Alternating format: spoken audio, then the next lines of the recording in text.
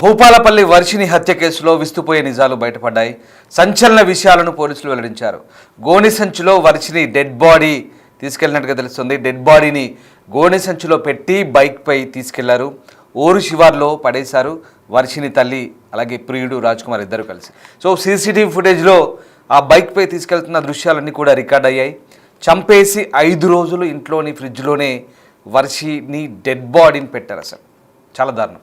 August 6న Varshini missing అంటూ పిఎస్లో మళ్ళీ తల్లి కవిత ఏమీ తెలియనట్టుగా ఫిర్యాదు చేసింది. ఆగస్టు 8న వర్షిని డెడ్ బాడీని ఊరి శివార్లో పడేశాడు రాజ్ కుమార్. సో యూట్యూబ్లో చూసి మరీ డెడ్ బాడీని మాయం చేసేందుకు ప్లాన్ చేశారు. సరిగ్గా గమనిస్తున్నారా? యూట్యూబ్లో చూసి మరీ ఎలా మాయం చేశారో ఒకసారి అర్థం చేసుకోవచ్చు. సో పథకం ప్రకారం డబుల్ మర్డర్ చేశారు నిందితులు. అంతకుముందు కుమారస్వామిని చంపారు. కవిత భర్తని రెండో భర్తగా చెప్తారు. సో అతన్ని అంతమొందించారు. దాని తర్వాత అది మొదట జూన్ 25న భర్త కుమారస్వామి హత్య జరిగింది. అయితే భర్త అనారోగ్యంతో చనిపోయాడంటూ ఆ కవిత ఆ భార్య ఎవరైతే ఉన్నారో నమ్మించింది. తండ్రి హత్య విషయం కూతురికి తెలిసింది. దాంతో ఆగస్టు 3న ఈ కూతుర్ని కూడా హత్య చేసింది కవిత. అంటే ఈమె సవిత తల్లి. సో విచారణలో నేరాన్ని నిందితులంతా కూడా ఒప్పుకున్న పరిస్థితి. అయితే దానికంటే ముందు ఆ డెడ్ బాడీని ఏ రకంగా గోని సంచులో పెట్టి తీసుకెళ్తున్నారు ఒకసారి చూడండి. ఎంత దారుణమైన ఘటన. 3 నుంచి 5 రోజుల పాటు ఫ్రిడ్జ్లో పెట్టారంట డెడ్ బాడీని. తర్వాత గోని సంచులో తీసుకెళ్తున్నారు.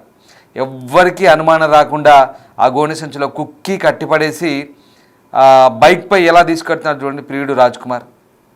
నిజంగా చాలా దారుణమైన ఇష్యూ ఇది. ఒక అమ్మాయి చనిపోయిన తర్వాత అమ్మాయి శవాన్ని అలా సంచిలో కుక్కేసి వాడి మొహానికి గుడ్డ కట్టుకొని ఏమీ డౌట్ రాకుండా గోనె సంచిలో కుక్కేసి అటు నుంచి తీసుకెళ్తున్నాడు. తీసుకెళ్ళి ఎక్కడో ఊరు బయట పడేస్తున్న వైనం. ఇదంతా కూడా చాలా దారుణమైన ఇష్యూస్. ఈ సీసీటీవీ ఫుటేజ్ని పోలీసులే బయట పెట్టారు. సో పథకం ప్రకారమే డబుల్ మర్డర్ చేశారు. అయితే మళ్ళీ చెప్తున్నాను. సో ఈ సీసీటీవీ ఫుటేజ్ దృశ్యాలు కనుక మనం చూస్తే కనుక 5 రోజులు ఫ్రిడ్జ్లోనే వర్షిని డెడ్ బాడీ ఉంది. ఆగస్టు 6న మిస్సింగ్ అంటూ కవిత ఫిర్యాదు చేసింది ఆమె సవతి తల్లి.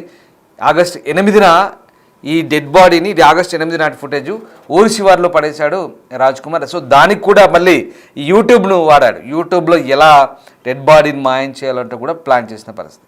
సో పథకం ప్రకారమే ఇదంతా కూడా జరిగింది. వాస్తవానికి జూన్ 25న ఈ మొదటి భర్త కుమారస్వామిని చంపారు. ఈ రాజ్ కుమార్ అనేవాడు ప్రియుడు. అదిగో మీరు దృశ్యాలు చూస్తున్నారు కదా, కవిత ఇవిడే. ఇగో తర్వాత వచ్చింది ఈ ఫోటో, ఆ శ్రద్ధాంజలి ఫోటో. అది పాపం ఆమె భర్త కుమారస్వామి. ఆ పైన ఉంది కదా అమ్మాయి వర్షిని. ఈ తండ్రి చంపేసిన విషయాన్ని ఆమె పసిగట్టింది. అలాగే ఈ రాజ్ కుమార్ అనేవాడు తరచుగా ఇంటికి వస్తున్నాడు. ఎందుకు ఇంటికి వస్తున్నాడు అని చెప్పి ఆమెను క్వశ్చన్ చేసింది సవతి తల్లిని. సో ఇంకా ఈ పిల్ల కూడా అడ్డుగా ఉంది, ఈ పిల్లను కూడా అడ్డు తొలగించుకోవాలని ఆ ప్రియుడితో చెప్పింది. చెప్పగానే అమాయకురాలు పాప మా సంబంధం లేని అమ్మాయిని పిల్లను కూడా మట్టుబెట్టి ఇంట్లో 5 రోజుల పాటు ఫ్రిడ్జ్లో పెట్టారు. చూడండి ఆమె ధైర్యం.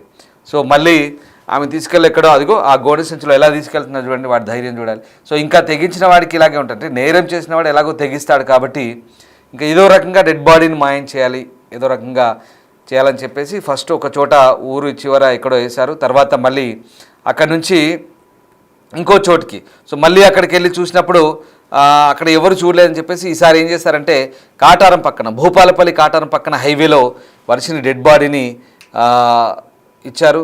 సో ఆ రకంగా వర్షిని డెడ్ బాడీ కూడా మళ్ళీ అక్కడ దొరికిన ఆధార్ కార్డు ఆధారంగా చనిపోయిన యువతి పలానా చిట్యాల మండలం వడదల గ్రామం చెందిన వర్షిని అంటూ కూడా పోలీసులు నిర్ధారించబడి. సో అయితే పోలీసులు ఈ మరికొన్ని అంశాలు అయితే వెల్లడించారు. ఆ ప్రియుడి మోజులో ఇక్కడ వర్షిని ఆమె తల్లి సవతి తల్లి హత్య చేసినట్టుగా పోలీసులు నిర్ధారించారు.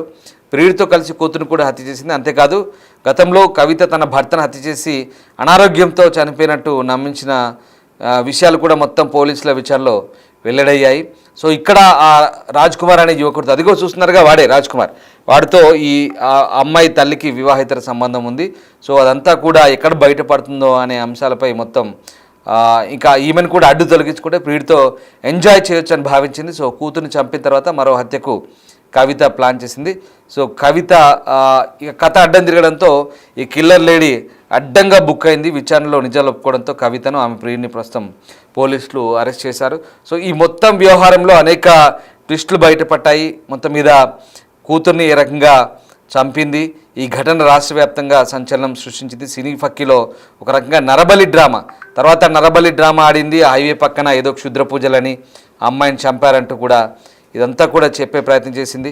సో ఆ రకంగా ఈ అంశం మొత్తం ఒక రకంగా తెలుగు రాష్ట్రాల్లో సంచలనంగా మారింది. సో చంపి అక్కడ పసుపు కుంకుమ జల్లి నిమ్మకాయలు పెట్టి ఆ పక్కన ఆధార్ కార్డు పెట్టి క్షుద్ర పూజలు చేసినట్టుగా ఒక సీన్ క్రియేట్ చేసి అందరిని నమ్మించే ప్రయత్నం చేసింది.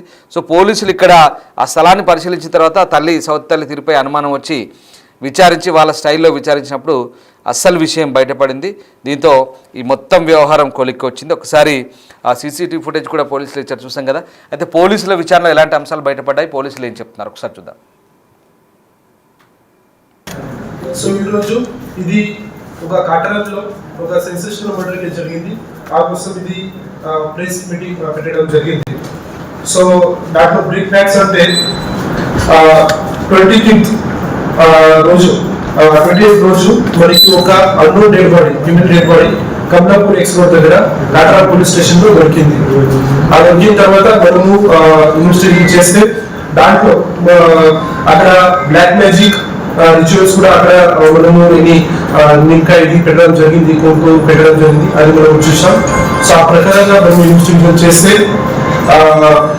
మనకి ఆ డెడ్ బాడీ ఒక అమ్మాయి వర్షన్ సీస్ ఫ్రమ్ ఒరితల విలేజ్ చిట్టామండ నుంచి ఉంది.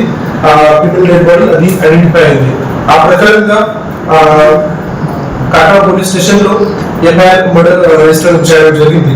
సో దాంట్లో స్పెషల్ గా టీమ్ ఫామ్ చేసి మనము ఇన్వెస్టిగేషన్ చేస్తే మనకి ఒక షాకింగ్ ఫ్యాక్ట్స్ మనకు రివీల్ అయింది.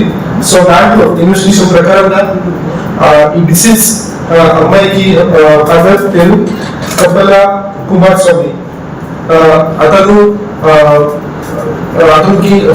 2 మ్యారేజెస్ అయింది. దాంట్లో సెకండ్ మ్యారేజ్ నుంచి కవిత ఇస్ వైఫ్, అమ్మాయి నుంచి 2 డాక్టర్స్ అయింది. దాంట్లో ఒక అమ్మాయి పేరు Varshini, who is a deceased person, and second Hansika. So last 5 years నుంచి ఈ డిసీజ్ అమ్మాయికి అతనికి పారాలిసిస్ ఉంది. సో అతను బెడ్ రీడర్ లో ఉన్నాడు. సో అప్పుడు మధ్య లాస్ట్ 5 years నుంచి ఇది భార్య కవిత అండ్ ఇంకా ఒక person Raj Kumar, who is a 24-year-old, అతను మధ్యలో ఇది సంబంధం స్టార్ట్ అయింది. సో ఆ ప్రకారంగా ఇద్దరి మధ్యలో ఇది స్టార్ట్ అయిన తర్వాత ఫ్యామిలీ మెంబర్స్ నుంచి దాంట్లో అపోజిషన్ చేయడం జరిగింది. సో ఆ ప్రకారంగా ఇద్దరు డిసైడ్ చేశారు దట్ ఈ ఫాదర్ కి ఎవరైనా ఉన్నారు అతనికి మర్డర్ చేయాలి. సో ఆ కోసం 25th June రోజు ఆఫ్టర్నూన్ 1 o'clock కి ఇద్దరు కలిసి ఇది కవిత ఏదైనా పారాలిసిస్ హస్బెండ్ ఉన్నారు, అతనికి లెగ్స్ పట్టుకోవడం జరిగింది. తర్వాత రాజ్ కుమార్ అతనికి మౌత్ నుంచి స్ట్రాంగులేషన్ చేసి మర్డర్ చేయడం జరిగింది. అప్పుడు మాత్రమే ఇది ఇద్దరు అందరికీ చెప్పారు దట్ బికాస్ ఆఫ్ పారాలిసిస్ ఏదైనా హార్ట్ అటాక్ వచ్చి నేషనల్ డెత్ అయింది, ఆ ప్రకారంగా చెప్పడం జరిగింది. సో అప్పుడు పోలీసులో ఇది కేసు రిజిస్టర్ కాలేదు, పోలీసు దగ్గర మ్యాటర్ రాలేదు. అప్పుడు ఇది నేషనల్ డెత్ కింద ఇది క్రిమినేషన్ కూడా అయింది. అయిన తర్వాత ఈ ఎవరైనా డిసీజ్ అమ్మాయి డాక్టర్స్ ఉంది వర్షిని అది అప్రోచ్ చేయడం స్టార్ట్ చేయండి. అప్పుడు మళ్ళీ ఇద్దరు డిసైడ్ చేశారు ఈ వర్షన్ ఉంటే మనకి ఇంకా ప్రాబ్లం అవుతుంది. సో ఆ కోసం ఇద్దరు డిసైడ్ చేసి అమ్మాయికి కూడా స్ట్రాంగులేషన్ చేసి ఈ చిట్యాలలో వివిధ విలేజ్ లో అక్కడ ఇది మర్డర్ చేయడం జరిగింది.